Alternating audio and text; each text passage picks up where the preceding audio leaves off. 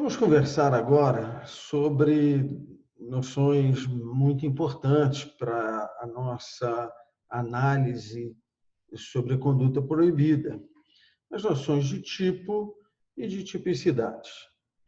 O tipo é um conceito classificatório que tenta, então, estabelecer um padrão do que nós queremos, digamos, referenciar. Nós podemos falar em tipos de canetas, tipos de cadeiras, tipos de carros, e o que nos interessa são os tipos de crimes. Esses tipos de crimes, então, definem na lei, de maneira formal, o comportamento que é proibido. E nessa perspectiva, quando nós pensarmos em tipicidade, e tipicidade é uma qualidade da conduta, nós vamos então estar nos referindo à conduta que pode ser descrita, perfeitamente descrita, por um tipo de crime que a lei apresenta. Essa noção de tipo de crime foi, sem dúvida nenhuma, a noção mais importante para o desenvolvimento da teoria do crime. E, com o passar do tempo, nós também percebemos que as mesmas referências de segurança que o tipo de crime ou tipo incriminador nos oferece, e é muito importante, e devem ser reconhecidas também no tipo de comportamento excepcional que justifica a conduta de um tipo incriminador. O que eu quero dizer com isso? Nós temos tipos de crime e também temos tipos de justificativas para a realização da conduta típica.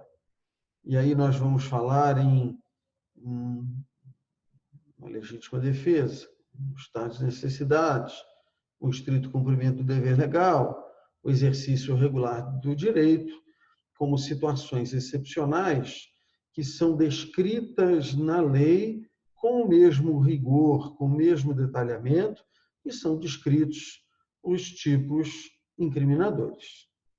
Então, tipo é um padrão que vai me ter utilidade para a classificação, e tipicidade é a qualidade que uma determinada conduta adquire por haver a sua conciliação com a descrição constante na lei.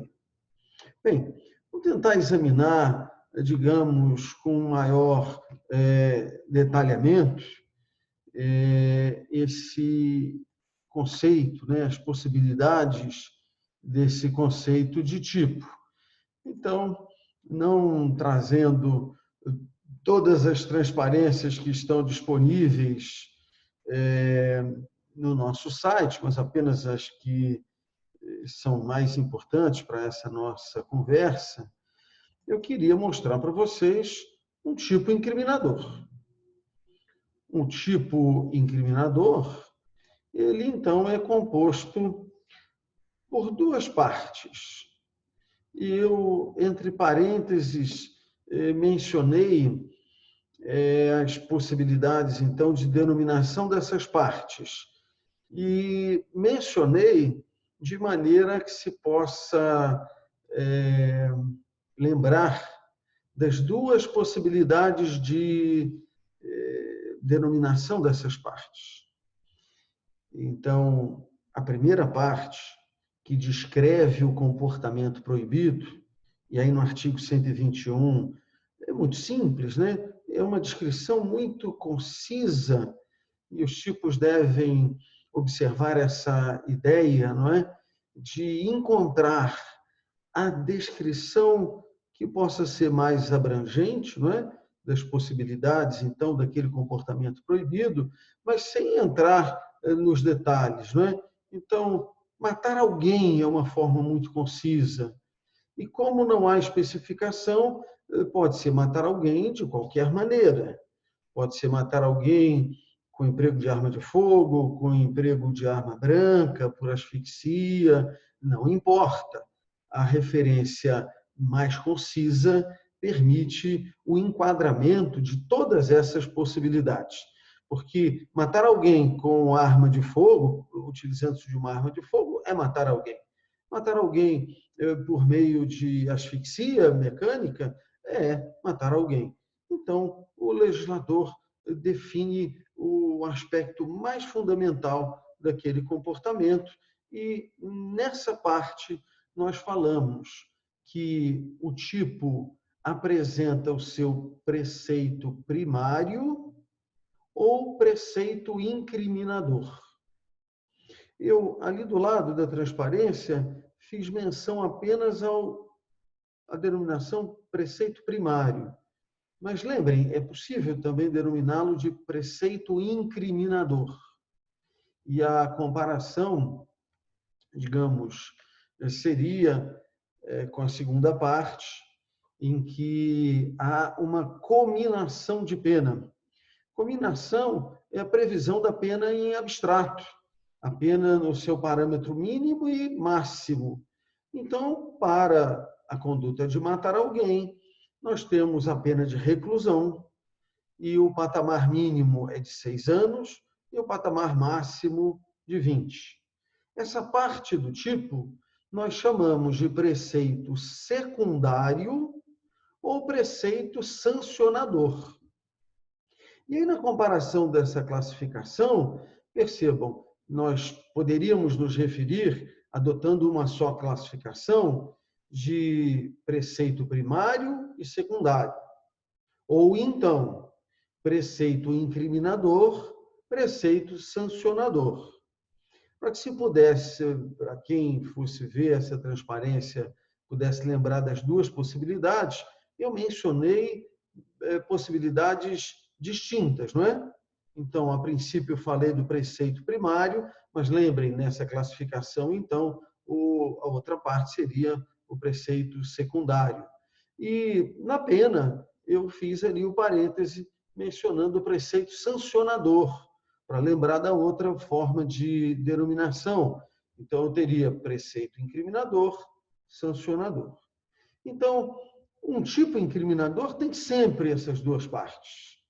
Para que haja descrição de um crime, é necessário que nós tenhamos a definição da conduta proibida.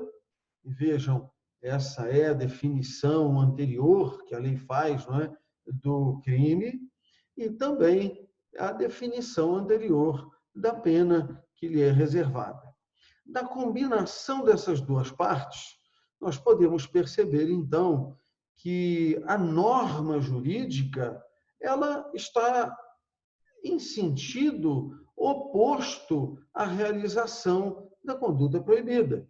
Porque se matar alguém tem uma consequência desagradável, há uma sanção prevista em lei, então a norma é no sentido de não matar alguém. Então é muito importante fazer essa distinção, porque com certeza o direito não mandaria matar.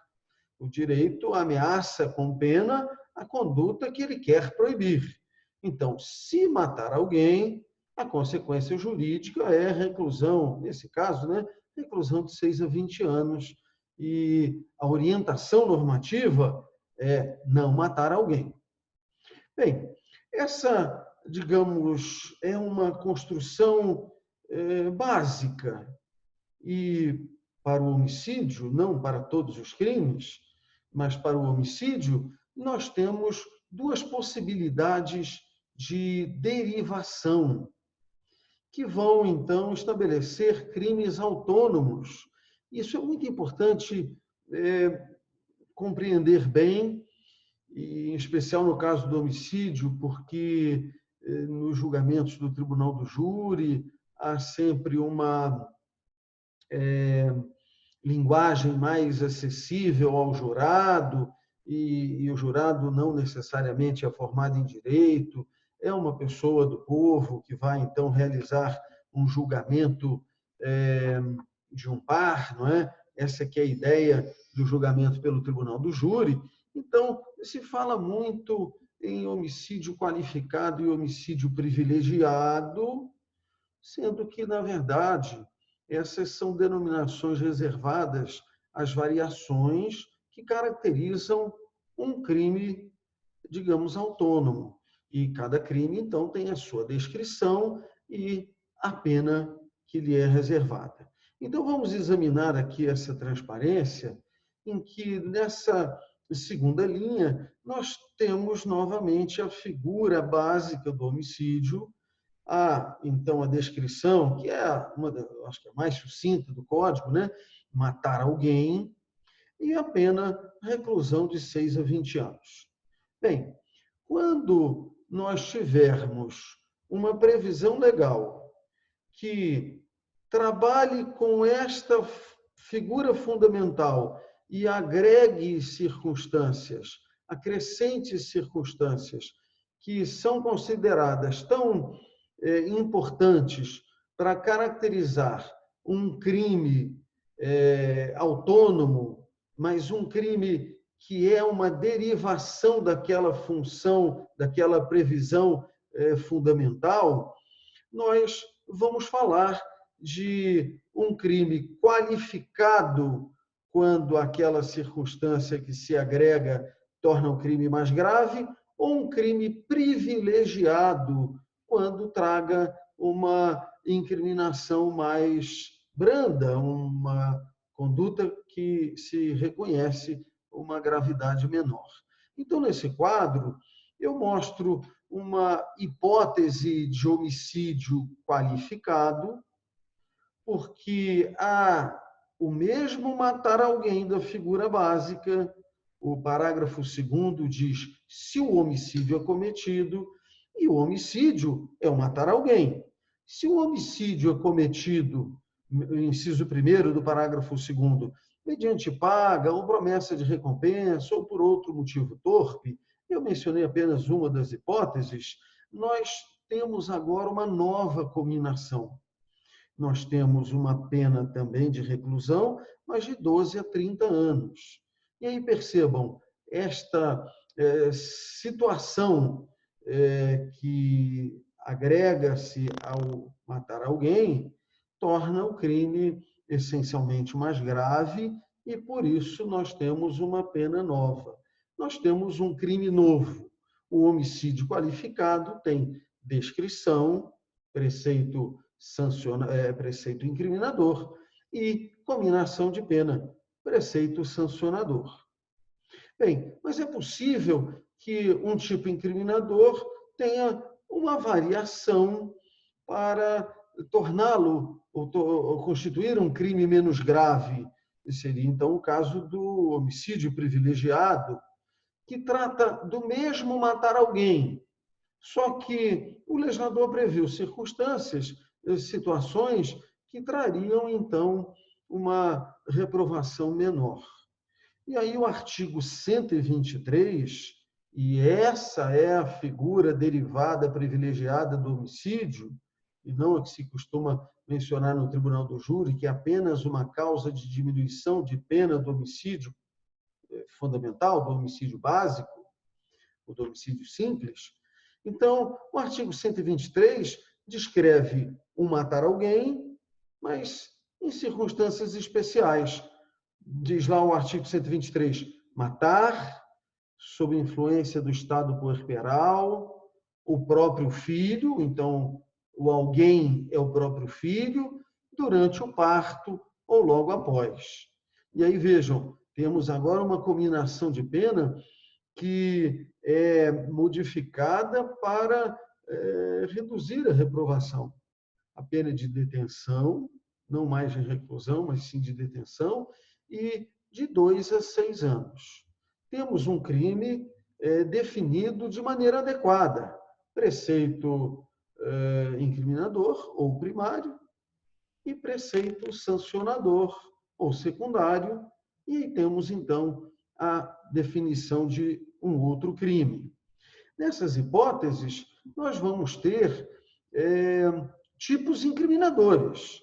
nós percebemos que a definição de crime exige essas, digamos, partes, não é? Bem definidas, e quando nós tivermos uma previsão que diga aumenta-se a pena da metade, diminui-se a pena de 1 a 2/3, nós não temos a definição de um novo crime.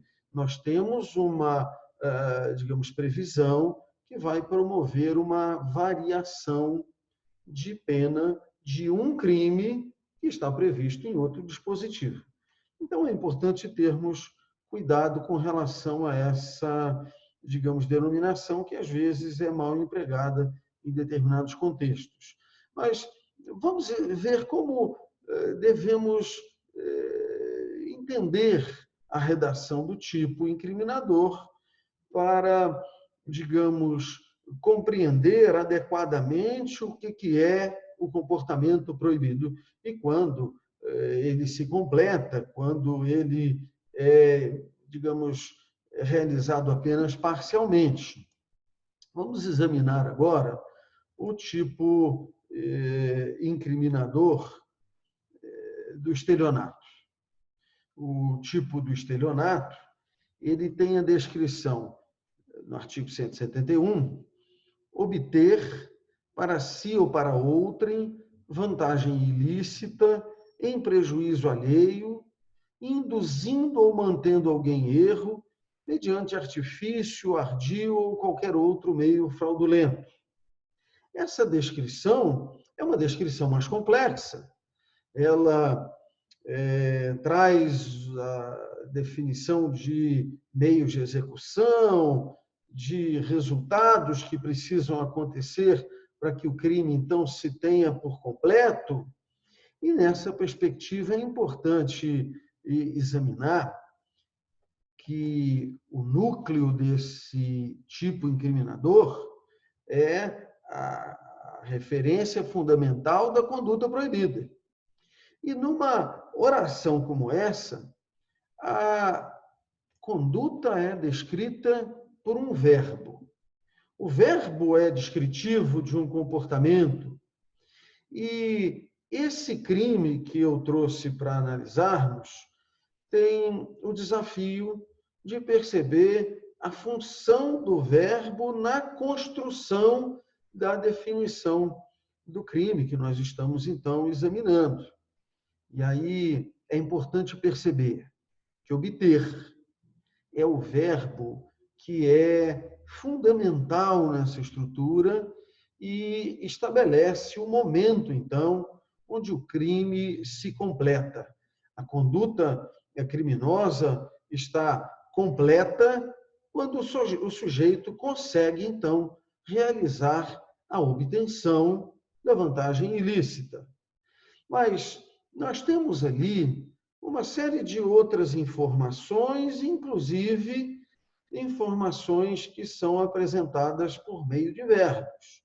E agora o nosso desafio é perceber que, nesse caso, os outros verbos não constituem o núcleo do comportamento proibido. Vamos continuar analisando, e um tipo, como apresenta requisitos fundamentais para a conduta proibida, a caracterização da conduta proibida, nós temos que olhar sempre com muito cuidado, com muita atenção. Então, o verbo obter vai, então, ter a explicação do que e como, e o artigo diz obter para si ou para outrem, e já nos dá um indicativo de que é possível que a conduta tenha a finalidade de, digamos, fazer ingressar aquela vantagem na sua esfera de disponibilidade ou também de oferecer a uma terceira pessoa. E diz, então, o objeto dessa obtenção, né? Obter vantagem ilícita. Ótimo. A vantagem é qualificada de ilícita, o que significa contrária ao direito, o que diz, então, de ser uma vantagem indevida. E continua dizendo, além dessa obtenção, é necessário que haja um prejuízo alheio. Então, obter vantagem ilícita em prejuízo alheio. São dois resultados que devem acontecer: a obtenção e a perda para o outro. E agora nós temos a indicação de meios de execução, e esses meios são apresentados também por verbos. Então, diz o artigo 71, induzindo, o verbo é induzir, ou mantendo, o verbo é manter, alguém em erro, e isso se dá mediante artifício, ardil ou qualquer outro meio fraudulento. O que é importante perceber aqui que os verbos induzir ou manter se referem aos meios de execução de uma conduta que visa a obtenção da vantagem ilícita e são ainda alternativos. Ou seja, não é necessário que aconteça a indução ou a manutenção, é suficiente que aconteça um dos meios de execução. Mas eles estão relacionados àquela referência dada pelo verbo fundamental, que é a obtenção, que trata da obtenção. Então, é induzindo alguém para obter, mantendo alguém em erro para obter. E se, no caso concreto, houver o induzimento, mas não houver a obtenção, o crime não está por completo. Se houver a manutenção de alguém em erro, mas não houver a obtenção da vantagem ilícita, o crime também não está por completo. Então, nessa perspectiva, é um desafio importante, é uma orientação importante identificar o verbo ou os verbos que constituem núcleo do tipo incriminador. É possível que tenhamos mais de um verbo. Esses verbos, então, vão tentar estabelecer um conjunto de comportamentos ordinariamente relacionados que estabelecem, então, digamos, conduta, ou que descrevem a conduta proibida. Mas, como eu tinha dito no momento anterior, é possível e, digamos, é importante perceber com o mesmo rigor as possibilidades de justificação. Ou seja, quando nós tivermos um tipo de justificação, um tipo que permite, nós vamos precisar examiná-lo com o mesmo detalhamento ou rigor técnico que examinamos um tipo incriminador. Então, apresento agora um tipo permissivo, o tipo que talvez traga conduta que todos já tiveram um bom contato. Então, a legítima defesa tem uma definição legal e essa definição estabelece os requisitos para o seu reconhecimento. Nós vamos examiná-los com maior cuidado, mas percebam, temos que olhar para essa descrição e compreendê-la como a reunião dos requisitos que são necessários para a justificação de uma ofensa ou de um fato típico que foi reconhecido no exame da tipicidade, e é um exame anterior ao exame da ilicitude. O tipo permissivo é um tipo que nos orienta a análise da ilicitude, não da tipicidade. Então, só chegamos aqui depois de constatado um fato, um comportamento típico. E aí o artigo 25 diz assim: entende-se em legítima defesa quem, usando moderadamente dos meios necessários, repele injusta agressão, atual ou iminente, a direito seu ou de outrem. E aqui nós temos alguns requisitos que são obrigatórios, ou seja, devem estar satisfeitos em todas as hipóteses de legítima defesa, e outros que são alternativos. Então, entende-se em legítima defesa quem, usando moderadamente, o uso moderado é um requisito constante em todos os casos de legítima defesa. Meios necessários é requisito também obrigatório. Repele injusta agressão. A existência dessa injusta agressão é sempre obrigatório, mas essa agressão pode ser atual ou uma agressão iminente. Então, aqui temos uma referência a possibilidades alternativas. Da mesma forma, essa injusta agressão se dirige a um direito próprio, né, direito seu, ou de outrem. E aí falamos em legítima defesa própria ou de terceiro. Estamos aqui com requisitos também que são alternativos. E nessa perspectiva, nós temos que entender um tipo permissivo com o mesmo rigor, o mesmo nível de exigências que estabelecemos para um tipo incriminador.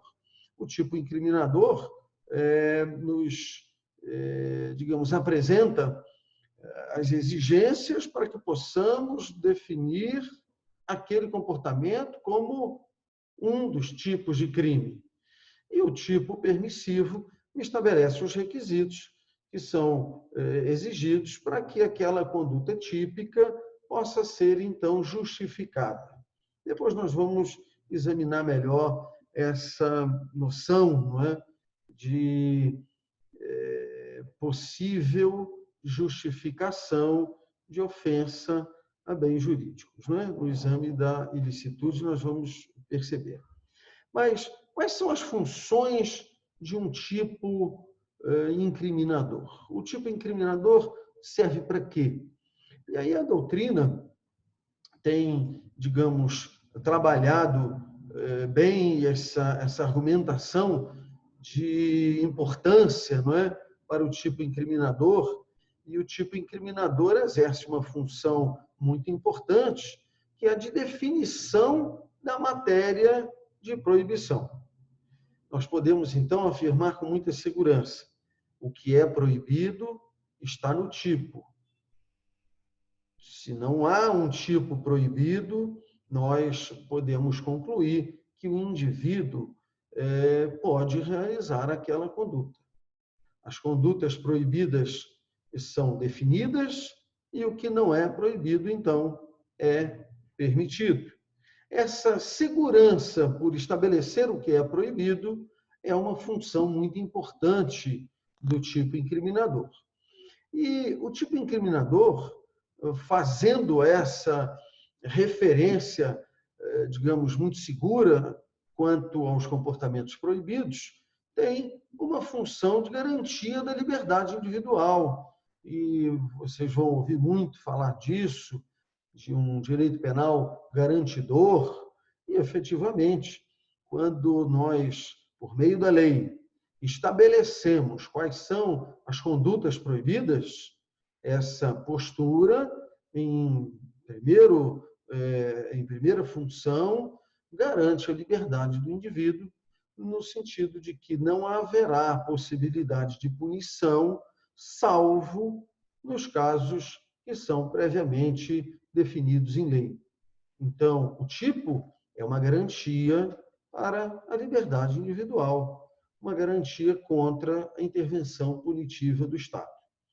Bem, há uma pretensão, digamos assim, uma pretensão de que o tipo incriminador, por definir a conduta proibida e também a consequência dos comportamentos, né, da realização dos comportamentos proibidos, motive a sociedade a não realizar aquela conduta proibida. Então, uma função muito importante é a função de motivar os membros da sociedade, e essa função vamos perceber com certa cautela, não é? Hoje me parece que é uma compreensão, digamos, aceita, uma compreensão muito pertinente de que uma parcela da população não precisaria da ameaça da pena para conter o seu comportamento, não ofender o direito ou os bens jurídicos de terceiro, e a lei acaba sendo desnecessária para essa parcela da população, que, por princípio, já respeitaria o outro, não haveria necessidade dessa ameaça de pena. Para outra parcela da população, nós percebemos que, apesar das penas altas, das ameaças de pena, essa parcela também não se intimida, realiza os crimes, acredita que não vai ser descoberto, o crime não vai ser descoberto. Se for descoberto, ele não vai ser processado. Se for processado, não vai ser condenado. Se for condenado, não vai sofrer a punição. Então, uma parcela da população, apesar de entender a mensagem da lei, também não se intimida por ela.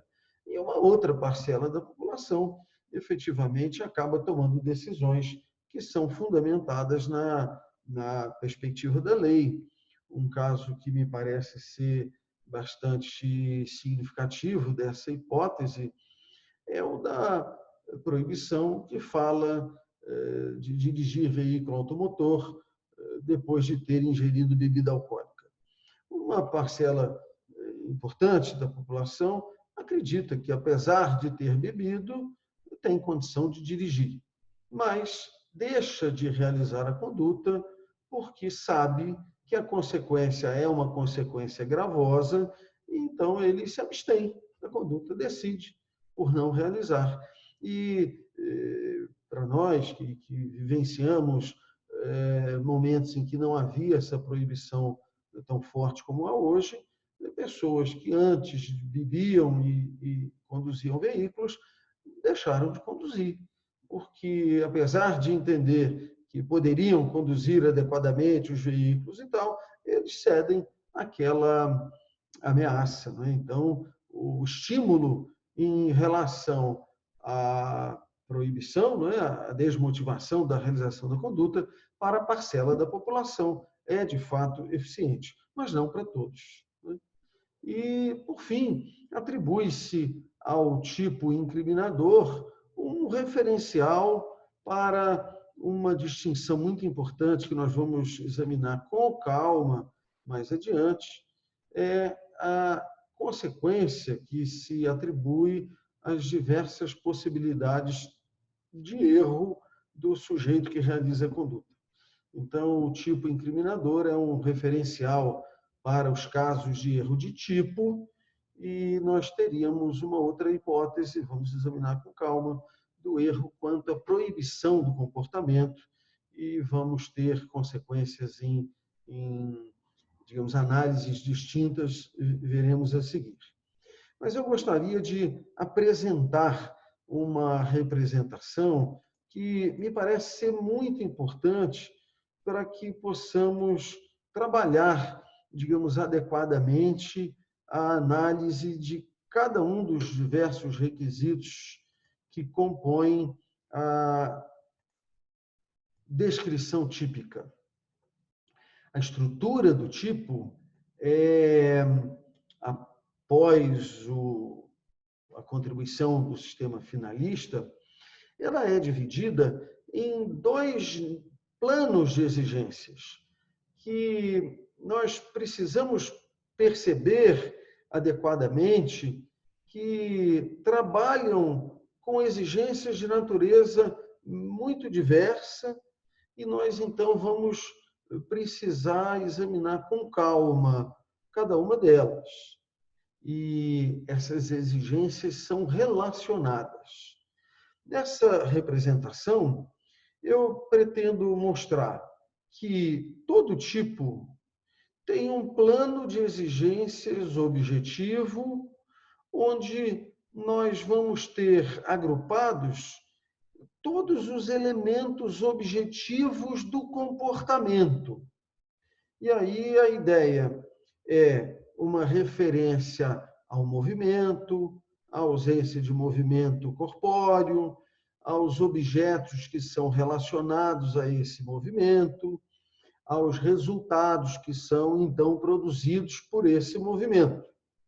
Nesse plano, não há espaços para nenhuma referência de natureza subjetiva, entendendo subjetivo como digamos, referencial intencional, ou seja, nenhuma referência à vontade, à intenção, aos objetivos eleitos pelo sujeito ao realizar a conduta.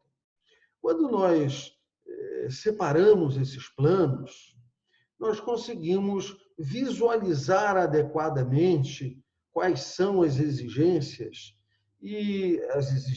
para a caracterização do tipo, e me parece que é muito importante perceber que a ausência de qualquer das exigências impede a caracterização do tipo, interrompe a análise naquele momento e oferece a resposta da impossibilidade de caracterizar um crime.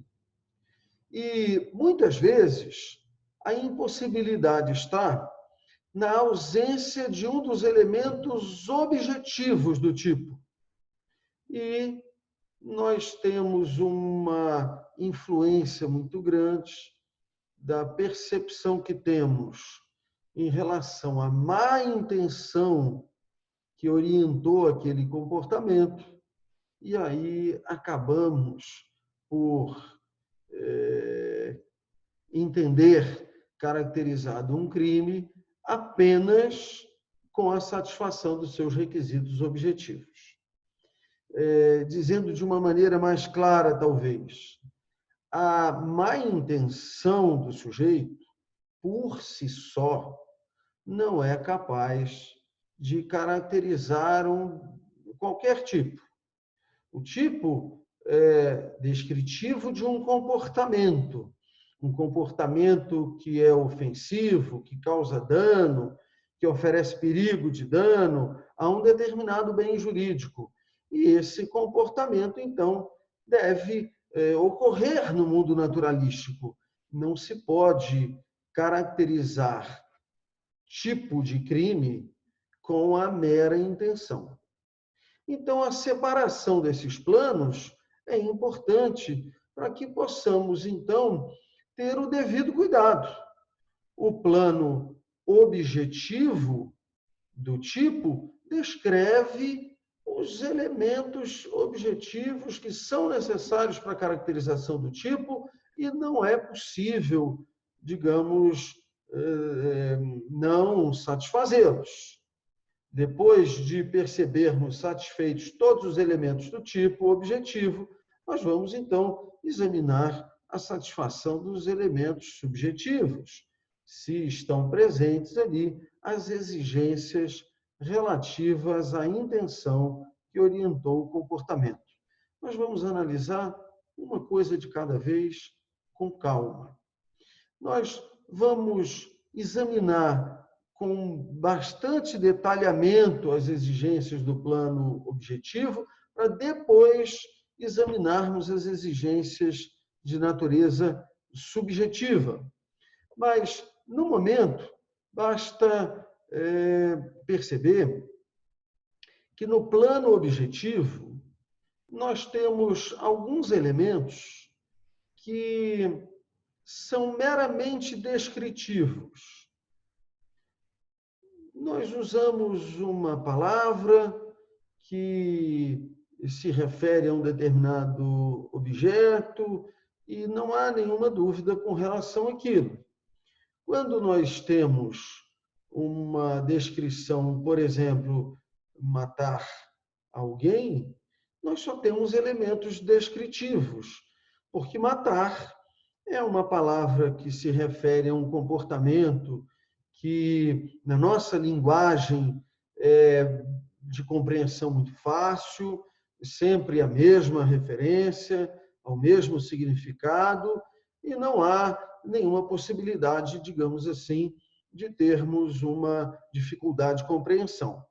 Quando nós falamos em alguém, nós temos também um elemento que é descritivo. E esse elemento descritivo vai, então, ele usa de uma palavra que se refere a um significado que, por nossa linguagem comum, nossa linguagem do cotidiano, nós entendemos. Mas não só de elementos descritivos o tipo objetivo é construído. Nós temos também a utilização de elementos normativos. E esses elementos são, digamos, desafiadores de compreensão, porque eles utilizam de, digamos, conceitos jurídicos. Eles são, digamos, referências construídas pela lei, e nós temos, então, que conhecer essa referência, o que nos traz uma dificuldade e a necessidade de maior cuidado.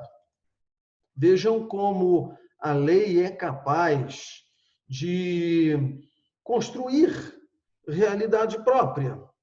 No crime de furto, nós vamos ter a descrição, então, do comportamento proibido. Subtrair para si ou para outrem coisa alheia móvel. Essa palavra alheia já nos indica que, conforme o direito, nós podemos entender que aquela coisa não é da pessoa que realiza aquele movimento, aquela subtração, mas sim de outra pessoa. Coisa alheia significa, então, uma referência normativa à posse e propriedade de um terceiro. Nós vamos precisar entender o que é alheio. Não é uma referência difícil. Nós vamos ter outras que são mais complicadas. Mas percebam como é possível a lei mudar até mesmo a interpretação, o significado de palavras que são do nosso cotidiano. O parágrafo 3º do artigo 155 diz: equipara-se a coisa. Ou seja, para satisfazer esse requisito coisa, nós temos que entender essa construção normativa. Equipara-se a coisa móvel, a energia elétrica ou qualquer outra energia que tenha valor econômico. E aí percebam que essa é uma construção absolutamente normativa, uma construção que é de direito penal.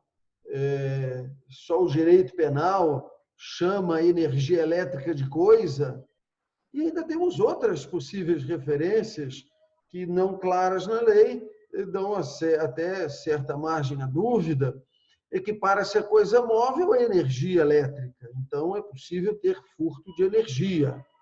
Equipara-se a coisa móvel outra forma de energia que tenha valor econômico. E aí se discute, por exemplo, se aquela conduta de desviar o sinal da TV por assinatura seria também equiparável, o sinal do canal por assinatura seria equiparável a coisa móvel, para que tenhamos, por exemplo, furto do sinal da NET, por exemplo. Ou imaginem agora uma rede Wi-Fi, uma rede de conexão sem fio, e uma pessoa consegue acesso a essa rede e começa a usar a rede para realizar as suas tarefas. Percebam, o acesso necessita da rede, uma série de equipamentos só funcionam na medida em que estejam conectados. Então, é possível considerar furto de rede sem fio de internet? São, então, desafios que os elementos normativos, ou seja, aqueles criados no contexto da norma, apresentam para a nossa solução. Mostro outros que são interessantes. O artigo 172 diz: emitir fatura, duplicata ou nota de venda que não corresponda à mercadoria vendida ou em quantidade, em quantidade ou qualidade, ou ao serviço prestado. O que é fatura? Fatura, nesta estrutura, é um elemento normativo objetivo do tipo e nos desafia a compreensão. Regras do direito vão nos dizer o que se deva entender por fatura. A mesma coisa, duplicata. Duplicata é um elemento objetivo normativo do tipo que tem uma definição, nós vamos ter que procurar a definição para conseguir, então, apurar o significado dessa palavra. Nota de venda, a mesma coisa. Muitos tipos são assim. Alguns até são muito concisos, mas trazem uma grande carga normativa. Vejam o artigo 184, que diz violar direitos de autor. Ora, direitos de autor, nesta estrutura, constitui um elemento normativo do tipo de grande conteúdo. Nós vamos precisar entender quais são todos os direitos de autor e como se consegue ou se pode violar esses direitos.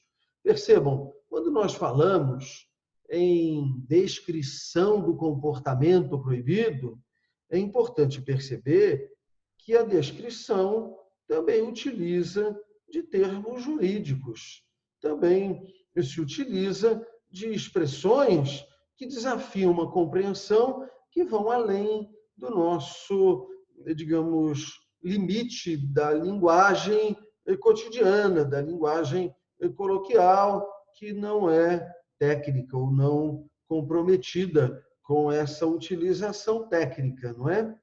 Vejam mais um, o artigo 60 da Lei de Crimes Ambientais diz assim: construir, reformar, ampliar, instalar ou fazer funcionar.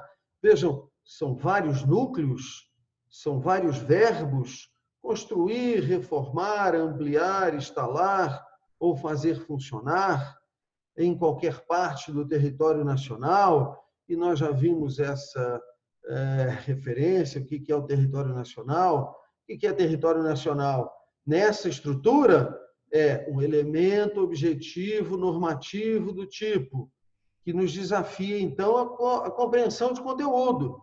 Nós vimos que é o solo, o subsolo, o espaço aéreo sobreadjacente, as águas territoriais. Então, o significado desse elemento é dado por leis, não é? Então, fazer funcionar no território nacional estabelecimentos, obras ou serviços potencialmente poluidores, sem licença, autorização dos órgãos ambientais. E aí percebam, o que é licença? Licença é um ato administrativo que tem uma série de características. Autorização é um outro ato administrativo e também tem as suas características, mas aqui, naquela construção que estamos examinando, nesta construção que estamos examinando, licença é um outro elemento objetivo normativo do tipo que nos desafia compreensão de conteúdo.